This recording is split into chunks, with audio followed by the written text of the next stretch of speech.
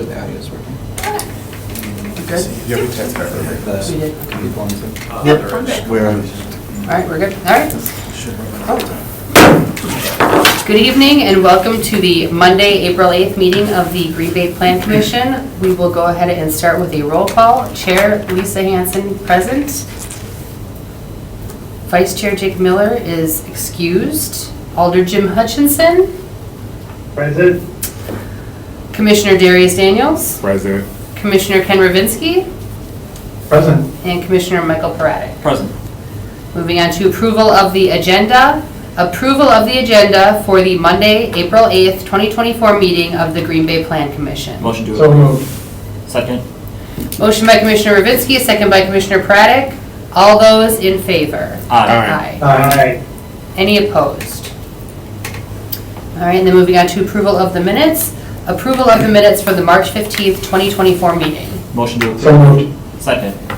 Motion by Commissioner Ravinsky, second by Commissioner Paradek. All those in favor? Aye. Aye. Any opposed? All right, and then moving on to regular business. And we'll start with item number 1. Consideration with possible action on a request to release 2 10-foot storm sewer easements for Pilgrim Lutheran Church at 1731 St. Agnes Drive, submitted by Tom Bolo, applicant on behalf of Pilgrim Lutheran Church property owner. Thank you, Madam Chair. So this is basically a cleanup that is occurring for Pilgrim Lutheran Church. They're working on an expansion, and they have a variety of storm sewer easements that are incorrect, outdated, in the wrong locations. There's a list of things that are happening out there. And they're dealing with 2 10-foot storm sewer easements that are included in this application. The way they're kind of lumped together into groups. So even though there's several located on here, we have split them off into 2. We haven't heard from any neighbors. Alder Eck has been notified, and then we did hear back from different utility agencies that we do send the notification out to get any comments back from. They either had no response or no objection, with the exception of Department of Public Works.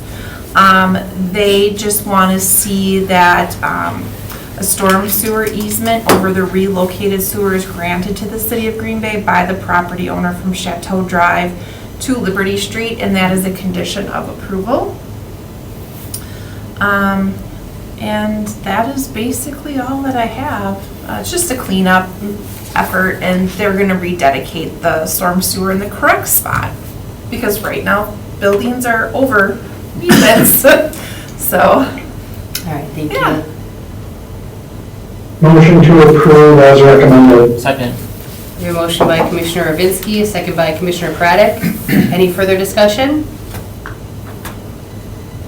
right, hearing none, we'll go ahead with the vote. All those in favor?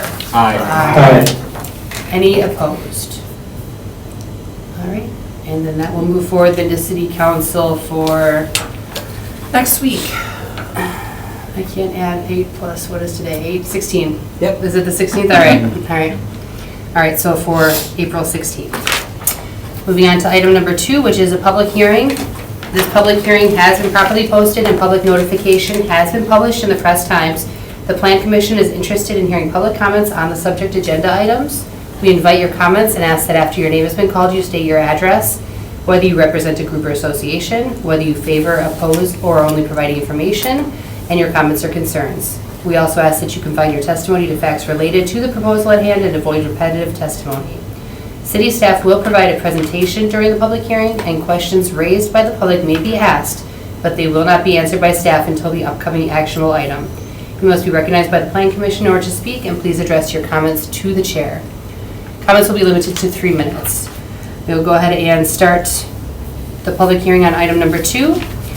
Public hearing on a request to rezone property located at 1400 block of South Huron Road from rural residential zoning to varied density residential zoning, submitted by Brad Reimer of Verbacher on behalf of Jerry Bigelow, Huron Limits LLC property owner. Thank you, Madam Chairman. Excuse me. So yes, this is a request to rezone roughly a 30.5 acre parcel. It's on the far east side, and you can see on the screen, it's outlined in red, so it is a undeveloped parcel right now. Directly to the north, you have the I-43 Business Park and a distribution facility there. To the south is the village of Bellevue, and it is currently agricultural land down there. On the west, across from Huron, is a multifamily development, which you probably remember from maybe a year or so ago. So you can see the 1 or 2 units that are there now. There'll be many more going up that area. And then to the east, it is also ag property. Zoom to the next one, please. This is just sort of a aerial look. Notice we flipped it, so north is now facing that way. But to kind of show you what the property is like. One thing that you can't necessarily see on here, except for with the trees and the green space, the unfarmed property, so to speak, is a very large swath of high-grade wetlands that kind of bisects the property right there. Correct. Next one, please. This is the zoning. So the zoning, as you had mentioned, is rural residential. Across the street, you'll see there's some R3 zoning, which was a rezone. To the north is Business Park, south is the village, and to the east again is rural residential. Future land use out here calls for 2. So I've said this probably many times before, but the future land use plan does not follow lot lines. It's sort of kind of blobby. So, a technical term, blobby. So, you know, as you do your reviews, you know, you keep that in mind, and we do the same. So the purple color is Business Park, which fits in very well with the I-43 Business Center. And that pink color is medium intensity retail, office, or housing. Yeah, the majority of the lot is the retail, office, and housing future land use. And you zoom to the next item. So I'm going to leave this up for a second. But as I mentioned, it's 13.5 acres. It's on the southern part of the city on Huron Road, the east side. What the developer is looking to do is develop a multifamily campus on a portion of the site. This conceptual plan, I make sure I say conceptual because the zoning doesn't have anything to do with the plan, but what they're looking to do is possibly 14 buildings, all with attached garages. Each building would be 12 units, so an addition into the community of 168 units. It is based on having a single entrance off of Huron. Developer is working with fire department and public works to make sure that's acceptable. You can see it's kind of a boulevard style, so access can go in there. And then sort of the large area that you see on the northwest of the wetlands, and you can see the wetlands on this plan. That is being left as part of the parent parcel right now. It is included in the rezone, but the developer may come forward in the future and potentially request that to go to a business park type of use, which would also fit with the future land use plan. But right now it would be being rezoned for the multifamily with no intent on that corner at this time. I had mentioned about fire and DPW. Alder Hutchinson, neighbors within 400 feet in the village of Bellevue were notified of the meeting based on Plan Commission policy. The only inquiry we've received to date was the village of Bellevue saying that their future land use plans to the south were commercial. But as you go up, if you go up a couple clicks to the aerial photo, yeah, you can see in Bellevue is multifamily. But the east side, they're looking to do some type of commercial in the future. So that is the request. All right. Thank you, David. So now with this public hearing, we're looking to hear from anyone who'd like to speak on this item. Is there anyone wishing to speak? Is there anyone wishing to speak? Is that 2 or 3? It's 3. Okay, all right. Let the record reflect that no one has come forward and this public hearing is now closed.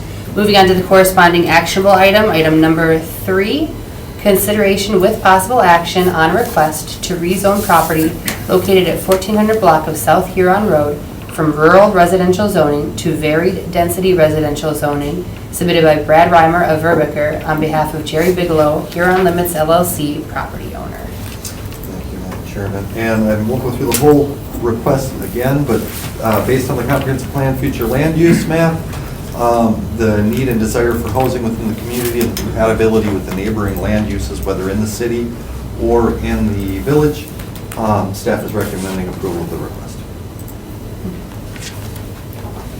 Motion to approve. I'll second. Okay, so we have a motion by Commissioner Ravinsky, a second by Alder Hutchinson. Is there any further discussion? Or do you have questions for staff? Question for staff. Are you comfortable with the concept? Yeah. As a concept? Okay. Yeah, as a concept, I would be comfortable with it. Again, it's a straight rezoning, so as long as they meet all the code requirements, they could go in there. But I am comfortable with multifamily, and staff is comfortable with the multifamily land use designation. And can you again talk about the number of units and the layout? Sure, well, again, these are all conceptual, so they would not have to be developed this way. But what the developer is thinking of doing right now is 168 units in 14 buildings. Attached garages, 12 apartments per. So the apartments. be apartment buildings, yeah.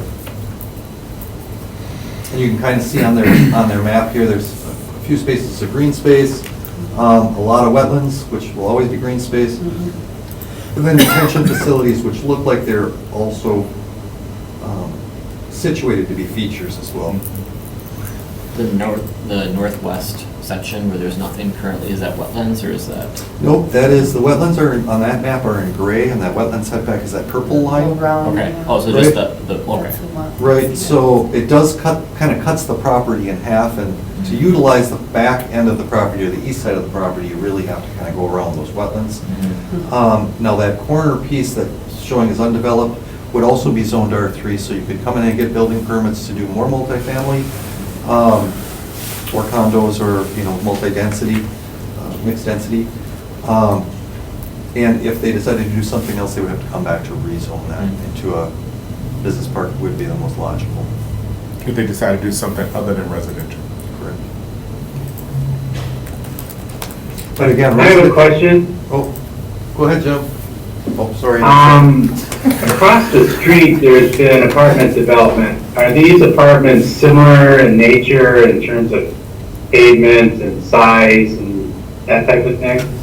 Is this just conceptual? This is only conceptual. None of us have really dug into those plans that closely, but they would have to meet the same density requirements, green space, impervious surface as the R3, as any other multi would be required to follow.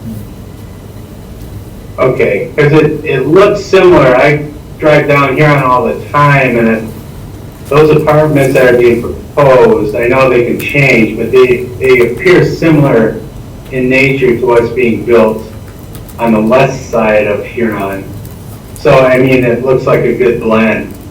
Yeah, they're similar in density and size of building, number of units per building. I don't know what the designs of these buildings look like, if they match them.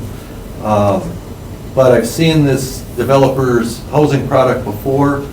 He owns quite a few in the city. They're campus style, usually very well maintained. There was one just a few years ago that was approved off of Gray Street, north of Velp Avenue, that's going up. I would suspect, although I don't know, they would be a similar type of building. Okay, thank you. Except I believe these buildings are proposed to have attached garages, where the other ones do not. A little higher, I don't know if that's more up-end or not, but. And I did want to point out as well that, I don't remember, never mind. I was going to say something before Jen spoke, but. Okay. So we have a motion by Commissioner Ravinsky and a second by Alder Hutchinson. Are there any further discussion? All right, hearing none, we'll go ahead with the vote. All those in favor? Aye. Aye. Any opposed? All right, and then that will move forward into City Council for April 16th. All right, moving on to item number 4, which is a public hearing. This public hearing has been properly posted and public notification has been published in the Press Times. The Plan Commission is interested in hearing public comments on the subject agenda items. We invite your comments and ask that after your name has been called, you state your address, whether you represent a group or association, whether you favor, oppose, or only providing information in this matter, and your comments or concerns. We also ask that you confine your testimony to facts related to the proposal at hand and avoid repetitive testimony. City staff will provide a presentation during the public hearing, and questions raised by the public may be asked but will not be answered by staff until the upcoming actionable item. You must be recognized by the Planning Commission in order to speak, and please address your comments to the chair. Comments will be limited to 3 minutes. I'll now open the public hearing on item number 4, public hearing on a request to create a planned unit development at 211 North Broadway for the development of Green Bay Public Market, submitted by On Broadway, Inc., property owner.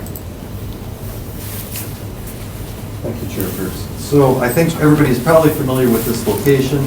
It's right downtown. It's the old Fort Square building, just south of Dousman on the west side of Broadway, north of Humboldt. The plan unit development is being requested by On Broadway for the Green Bay Public Market, and really only for a few items, which I'll get to in a second.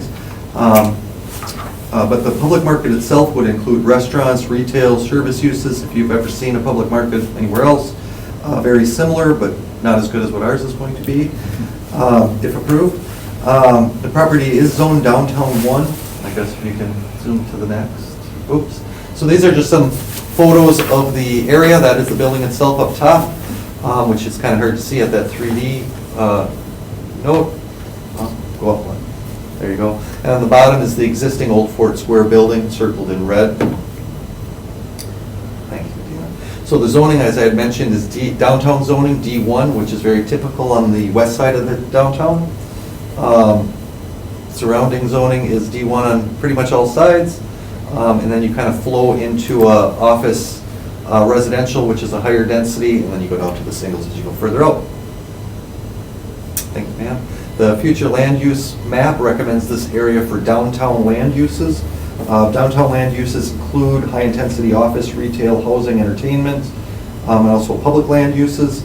And it does prefer mixed-use buildings with strong pedestrian presence and orientation. That's out of the comp plan. This PUD is very keeping with that designation. Next one, please. Okay, so there's going to be a series of pictures that I'm going to go through, but first I want to go through some general facts. I'll try to be fast. So this would be called the Green Bay Public Market. It is proposed to be about 45,000 square feet. So the old Fort Square building would be significantly remodeled, especially the front and the rear facades. Actually, the whole building. The two side facades have buildings on them, so you'll never see them. Unless that comes down. So it would be about 45,000 square feet, house approximately 20 different businesses inside of it. And those could include, as I had mentioned before, retail, service. There have been talks of a demo kitchen, demonstration kitchen, community event space. It is being modeled after the Milwaukee Public Market. And this venue would be situated right downtown. Staff does believe, and the petitioner has put in their application packet, that this would become a very large regional attraction. I mean, the Broadway district already is, downtown already is, but this would just assist with that. Some of the vendor prospects that would really pull on that is fresh food, prepared food, and some potential retail type services and entertainment services. The structure itself, even though downtown zoning does not require parking for commercial uses, this would be serviced with on-street parking, shared parking lots with other area businesses, which is pretty famous down on the Broadway area, and public parking lot located to the west, directly to the west. As I had mentioned, there would be substantial redevelopment, and I'm going to kind of read some of this stuff first, and then we'll kind of go through the pictures. So again, that whole front facade on Broadway would significantly change. It would get new masonry with some faux wood finishes, curtain glass windows and door systems, some glass overhead doors, street opening bifold windows with sidewalk service counters, second floor balconies, vertical LED lighting elements, a very large identity roof sign, and a roof mounted architectural grain tower, and you'll see these in the pictures. Well, you kind of see it on there already. The rear of the building is going to get a little bit less attention, and I'll kind of explain that quick. The long-term plans for on Broadway and the city, to some extent, is to replace that surface parking lot that is servicing Old Ford Square and those businesses with a parking ramp, possibly a mixed-use type of building. So that rear facade, which would then be facing a multi-story ramp, has received less attention in these plans. However, they still do plan to add new masonry, a second-story curtain glass entry, a two-story entryway, kind of more grandiose, 2 garage loading doors, second-floor windows, and some more of those vertical LED lighting elements. And they kind of put those on the larger, more unadorned wall spaces. I mentioned this, and we'll see them in the pictures, but because the back of the building is currently visible from both the public parking lot and Chestnut Street, it is different than a regular alley type of frontage that would have buildings on both sides.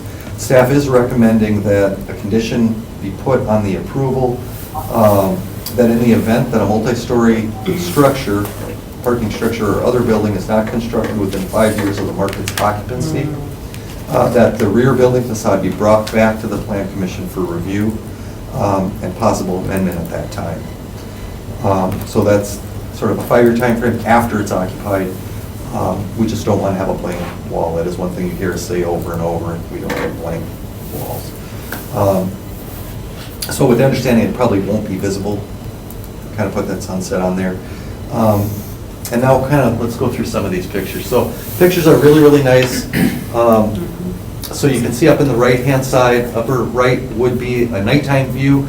I could have used the daytime view, but the nighttime view looks so much nicer with all that glass and all that lighting, and you can kind of see sort of what their feel for the interior is going to be. But the left streetscape picture also plays into that. So this isn't being proposed as just a indoor activity center. So on Broadway is proposing to activate that sidewalk area in front with new street furniture, potentially fire pits, potentially heated concrete, to make it a, I keep saying a year-round event, they keep telling me a 10 or 11-month event. But I think it could be year-round, our winters stay the way they are. And then also, as I had mentioned before, you can see in that upper left picture, the service windows right onto the street, the dining areas on the street to kind of open that up, and some significant landscaping and other architectural elements. The 2 pictures on the bottom are concept interior pictures of sort of how that public market kind of looks and how sort of the aesthetic that you would have with that. And if you've been to a public market, it's very similar. Next one, please. Okay, so this is more of an actual elevation plan. And a few of the things I just want to point out here, I talked about all the curtain glass, the balconies on the second floor. I talked about a lot of the streetscaping, and this is again conceptual, but streetscaping in the street. You notice 2 elements that they're going to need exceptions to the code for. One is the height. The building height here would be okay on its own. However, the grain bin, the architectural grain bin would far exceed that, and also the public market signage, and there'll be a better picture with that signage in a second. But that's another thing they're going to need an exception for. The city currently does not allow roof signage, and the public market sign would be a roof sign. And then again, I talked about a little bit of the streetscape stuff. I will point out with the streetscape is that is not something that's covered in the plan unit development since it's in the right-of-way. So the petitioner would be going through Department of Public Works, I don't know if that's INS or whoever, to get those elements in place. But I definitely wanted to show them because it really does, it adds a lot of square footage to this building and a lot of very visible, active space, which is always very important for a central business district. And next one, please. So again, this top one is the front of the building, the Broadway side, and you can kind of see how that sign sits on a steel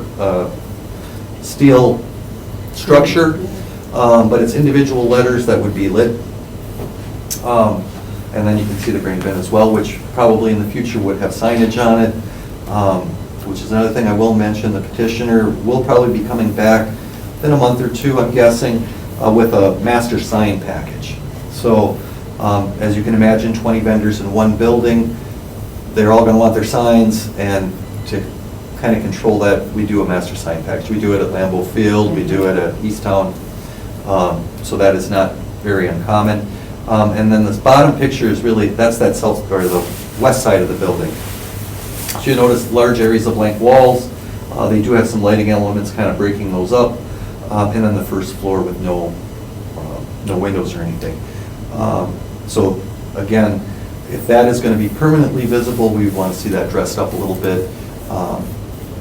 We anticipate something will happen in that parking lot, but nothing has been approved at this time. So that's why you'll see that kind of condition.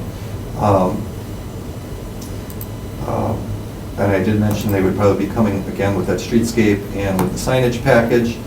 So really, the exceptions that are being requested for this planned development in the D1 district are uses. So when you look at the PUD, there were some uses in there, limited production and processing uses are not permitted by right downtown. But we would put these in here as long as they're associated with brewing, distilling, or other similar use, which is very common now. Just the code has not kept up to tap rooms, basically. Restaurant or bars with entertainment or nightclub, convenience stores without any fuel sales, outdoor dining, and retail display areas would all be uses that would just be allowed right off the bat. And then again, I had mentioned the roof signage, and you can see it here. That is 20 feet tall by 75 feet wide, so about 1,500 square feet. It's front lit identity sign as it's being proposed on that steel frame. And then the adjusted height for both the, exceeding the maximum 45-foot limit for both the grain tower itself, which would be at about 60 feet, and the public market sign, which would be about 55 feet. And I'll just stop there, because this is the public hearing. Okay. All right, thank you, David. You're welcome. All right, so with this public hearing, we're looking to hear from anyone who wants to speak on this item. Is there anyone looking to speak on this item? Is there anyone looking to speak on this item? But no, I forgot my next words. Let the record reflect that no one has come forward and this public hearing is now closed. All right, moving on to item number 5, which is the actionable item, consideration with possible action on a request to create a planned unit development at 211 North Broadway for the development of Green Bay Public Market, submitted by On Broadway Inc., property owner. Madam Chairman, so I won't go through the whole thing again, but if you want to flip to the next slide, should be the conditions. There you go. So staff is in support of this PUD, especially with the limited number of exceptions. We feel the project is very innovative for our area. I guess it has been around, Public Market's been around for a while, but there's nothing like that up in this region. It's definitely a needed business type in our area. Additionally, staff does wholeheartedly believe that this will be a catalyst type project, will be a regional attractant, and also hopefully spur additional redevelopment in the area. Whenever you see something new going up, it usually follows around. I always use that example of, one person paints their house, the next year 2 more people are painting, the next year 3 more people are painting. So it should spur that greater activity and further investment. The petitioner itself has held a Plan Commission required neighborhood meeting, but they've held multiple meetings, at least 4 or 5 meetings. They've had a capital campaign, which the packet was in your packet, for I don't know how long, at least a year, probably longer. We have not received any calls or inquiries at this time.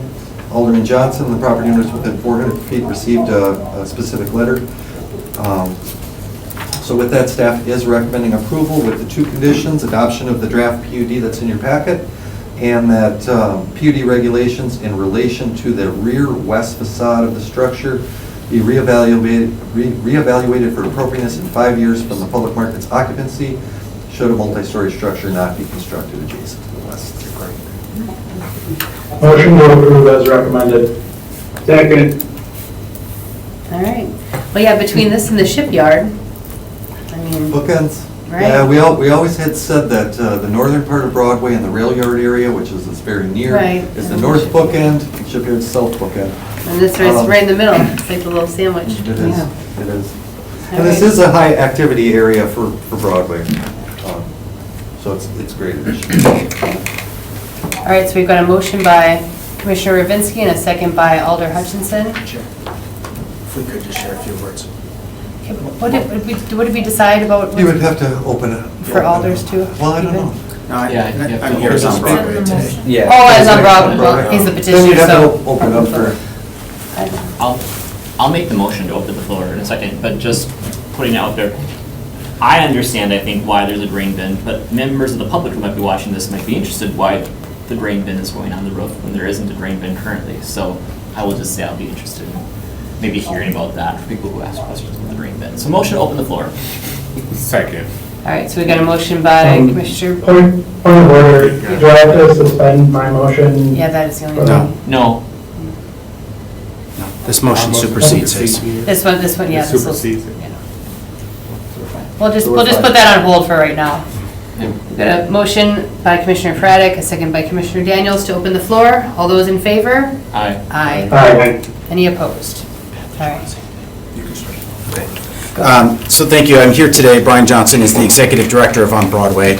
I appreciate Commissioner Ravinsky's eagerness to pass it. I just wanted to share a little bit of insight simply because we do get asked a lot. So, and that is specifically related to the sign. So that is not the actual sign that's going to be installed. It is the signage that's part of a rendering. And so, of course, when you put pretty drawings together and you make things public, you try to create sort of some ideation or some precedent imagery that says, hey, this is what it could ultimately look like. The actual sign is under contract with a local company. We're just working on the brand identity of the facility so that it will in turn influence what the ultimate sign design looks like. We do know that we want it to be something that is that Instagrammable moment. If you think about Seattle Public Market is really well known for that because it adorns your feeds whenever you know somebody who goes there. And we want that to be similar for Green Bay. We don't want a boring sign. But what this PUD does for us is it creates sort of that structural approval that, hey, broadly speaking, that the Plan Commission authorizes the creation of a sign that will fit within these parameters. And the reason that is important and why we're doing this today and why we want to come back for the sign plan at a later date is because we are hoping to still have this project under construction and complete before the NFL draft. And in order to do that, we need to break ground on the new foundation.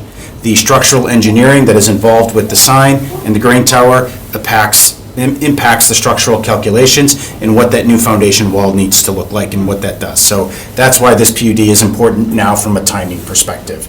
And so, so we'll, of course, as part of the sign package, we'll hopefully be able to bring back, when we're ready for that, what the actual proposed sign will look like. The grain tower, to Commissioner Proddick's point in question, it's really kind of ties back to a proposed use that we have within the facility. And I don't think it's any secret when we went public with the project 2 years ago that it was our desire to have a brewery located in there. And of course, that's the tie-in. It's actually not even going to be a functional unit. It's really just aesthetic.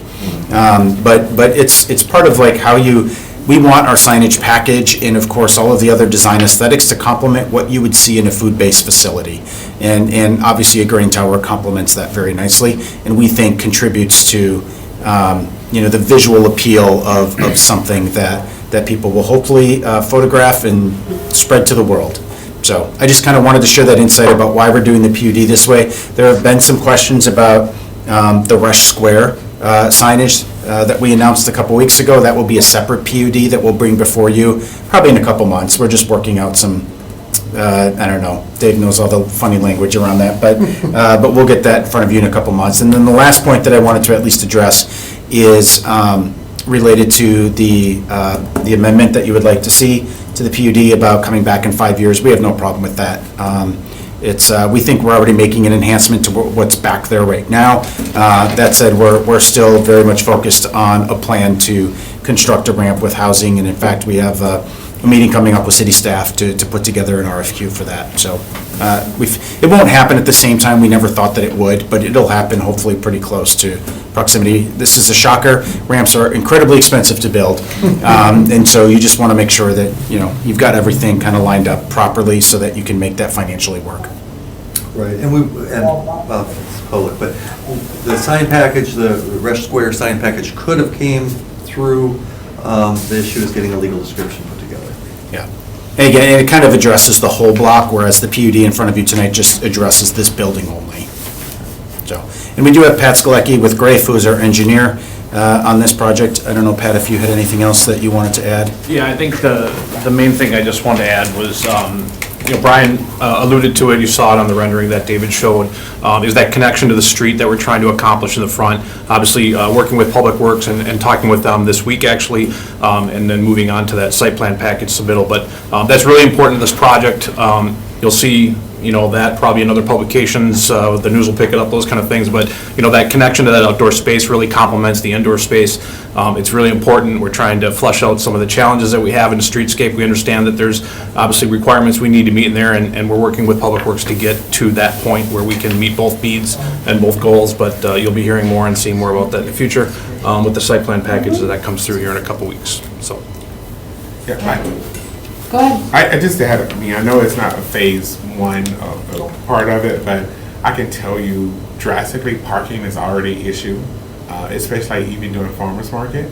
And I know it's phase 2, 3, or 4, whatever, but if there's not significant parking enhancements, it's going to really affect the experience that people traveling here could have. I know we have additional parking, but I know it's costly, just like you said, but not having additional parking in that area when you're putting in a major attraction is going to really negatively impact the experience people coming to this area will have. I know you know that. Yeah, no, and I'll respond to that. So Pat's firm is actually currently under contract to do some conceptual renderings around a parking structure on that site and what that would look like with a housing development on top.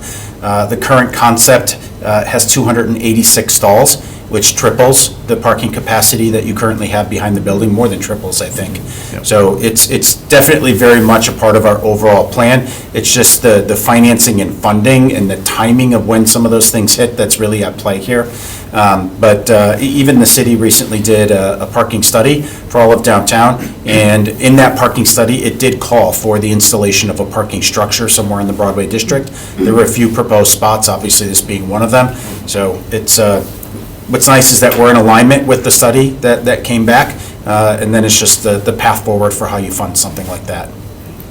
Well, and I will say too, as far as Fort Howard Square, like during the weekday, if it's not a farmer's market day, there's plenty of parking around there. So on any regular day, that's not a farmer's market day or a special event, there's parking right across the street. What was that? There used to be the Thai restaurant that's now that. It's called Lot U. And the Berenson's, all of that parking, all of that over there, yeah. Yep. What, Yeah. is there And an behind too. is there an estimated occupancy for the building of how many people are going to fit into this? Well, so our estimates, and this is based on a number of studies, are calling for approximately 1 million visitors a year. And a lot of that's driven by visitors that we see in a farmer's market day. We use geofencing location services, geolocation services to identify how many people attend our events already. And the farmer's market attracts almost 250,000 people each year. And we know not all of them will go into the facility, but we think a large number of them will. And then, of course, there's City of Green Bay sees 6 million visitors a year. We're trying to attract a portion of that while also having a facility that serves local resident needs as well. I'm just curious, too. People think of Milwaukee Public Market. Every time I've been there too, it's just, it's packed. You walk through Yep. and you're in a little line going there. So Yeah. there's people, which is good. There's good that people are there, but I think people are gonna be concerned about the parking, and I would be too. I think that we want people to be down there. I know there's people that avoid the farmer's market days, just the traffic and the parking, Yep. and unfortunately that detracts them from coming Sure. over there, and that spreads very quickly. Yeah, and parking's always, it's a challenging issue, right? You want to have enough capacity, but you can't overbuild capacity. To give you some context on this, our initial estimates that came through on the ramp is about $43,000 a stall. So you can't, invest $12.5 million in a facility like this and only have it used 18 times a year, meaning the farmer's market, right? So it's that tricky balancing act of not over-investing, but obviously having enough. Well, I think to point out from a code standpoint is the building square footage itself is not increasing drastically. It's just the uses that are in there right now actually have quite a few vehicles, it's just their employees. But that could, even as it exists today, convert all to restaurants or all to retail or service or entertainment without any required parking. So, I mean, again, maybe not ideal, but from a planning staff standpoint, a perceived lack of parking is a success, because that means the area is popular and it's being utilized. When it falls into the actual lack of parking, then you gotta address it, which is kind of. 85% is a very common threshold that you use, meaning your parking should really be 85% occupied before you start to consider other expensive alternatives, to alleviate that parking congestion. And right now, in that Broadway District Corridor, we are nowhere near 85%, not even close. Right, and that there is a parking study, I believe it is online, you can kind of check that, it details it all out. And other places like this have different public transportation infrastructures too, and obviously it's very, very different than Green Bay too, so I think that'll be a concern. But if the crowds are like you anticipated, I'm gonna come one time and do it, and if it's, I'm not coming again. It was that big of a headache. So You should walk from where you are. I can walk. I'm not talking about me. I'm not downtown. I'm talking about everyone else. So. Yeah, and we are working on, I should at least just mention this, since we are on the topic, we are working on alternative parking strategies that help build capacity where it doesn't currently exist. So for example, we've had some really great conversations with St. Patrick's Church, who has a very large parking lot, right? And so how can we leverage that lot on days that it's not being used? And for example, we don't want employees of the public market parking where customers should be parking. So we're working with them. Light Park is another overflow site. There's a few others I've talked with city staff about where we could maybe combine some underutilized lots. So sometimes it's a question of, are there, cost-effective parking solutions that can be secured in the interim while you work on the permanent, long-term solution that comes obviously at a much higher price tag? But there's been no concerns about the spraying tower from anybody. No, I haven't received any feedback at all. I used to be concerned about it. I mean, I get that. It's decorative. I could see someone raising questions about it. All right. Motion to close the floor. Okay, thank you. Thank you so much. Second. Motion by Commissioner Braddock and second by Commissioner Daniels to close the floor. All those in favor? Aye. Aye. Any opposed? All right, so we have a motion by Commissioner Ravinsky and a second by Alder Hutchinson. Do we have any further discussion? The other thing, I just want to say, let's not worry about parking as much. Downtown, I think it's gonna all, if we put the right things downtown, the parking's gonna be solved by itself. So let's just wanted to point, I don't know, I want to get that point out there. We're good to go. Okay. All right.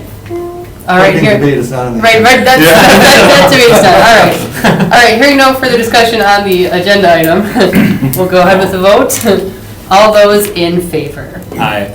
Aye. Any opposed? All right, and then that will move forward to City Council for April 16th. Informational. Go Big Green Bay 2050 Comprehensive Plan Existing Conditions Report. Thank you. I did not put up everything on the screen in your packets. There's this document, it's very large. So one of the first things you do in a comprehensive plan rewrite is an existing conditions report, and this is an existing conditions memorandum. So it should actually probably be printed on 11 by 17, which is how our comp plan is going to be. So if the text comes out pretty small, that's why.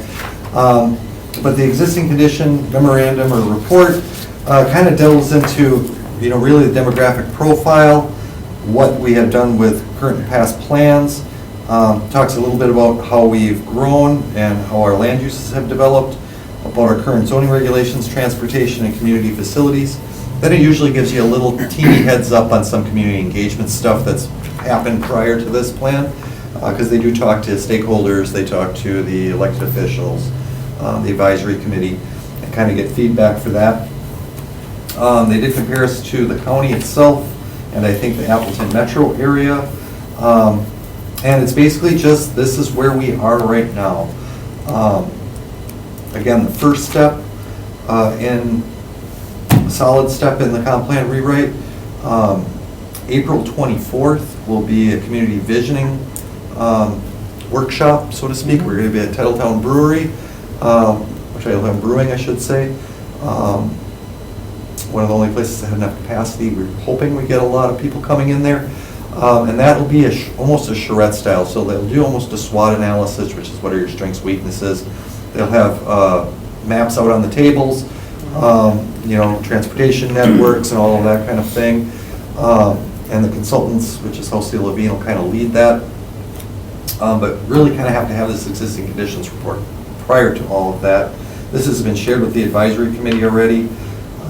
So we just wanted to bring it here for you guys to take a look at it.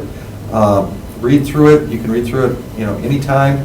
This process is going to be 12 to 18 months, so actually we're probably more at 12 now. I think the 18 is gone. So about a year from now, and supply your comments right to staff. As the plan commission, you're going to be getting little info items like this. You'll get another one in May, because we'll have the meeting on the 24th. And we definitely encourage you all to come. And I apologize if I overload some of you with emails. You're on multiple groupings. So, a good example, likely you're probably getting it as a plan commissioner, you're probably getting it as a neighborhood person, and who knows what else. Darius too's on the advisory group and on the plan commission, and probably was signed up as a stakeholder at some point. So I apologize if you're getting multiples, but I'm just trying to get the word out as much as possible. Just that important. Right. Because the comp plan, as you know, is one of your guiding documents that we look at pretty much every time something comes before you. Oh, we skipped. All right, Sorry, I director's skipped report. yours. Wait, what happened? I went in the wrong order. Well, no, on there it's but on my Oh. sheet, I've got go big number one, That's so. okay. Number 2 on my sheet is director's report. Perfect, we're good to go. Oh, I'm so sorry. All right, so the development tracking spreadsheet is included in the packet. Just a few specific items to note. Item number 5, the JBS sites. You're probably all familiar, this is about 25-acre site on the far east side of town over by the Croc Center on Line Kiln Road. Staff recently released a request for proposals to consider development partners for this project. We've received 5 strong proposals from developers, and we're actually reviewing those now. So we'll likely be coming to RDA in May to provide some options for RDA to consider to move forward. Can I add just one thing to that? Please too? do. So, as you know, JBS has a small portion of it, like 3 acres or 3.5 acres, that's actually in the village of Bellevue. I just wanted to point out that it went through the Bellevue Plan Commission, Bellevue Board. They approved the concept, they saw all the Green Bay stuff, and we're nothing but excited about it. And also the land division as well went through there. So it's kind of interesting, it's very nice. It's a intergovernmental kind of cooperation, and at the end of the day, I believe Bellevue is going to be supplying water to that portion of the city. And the city would do probably a trade-off kind of thing. But I just throw that out there because it's nice to see communities work together rather than compete. Sorry. No, thank you.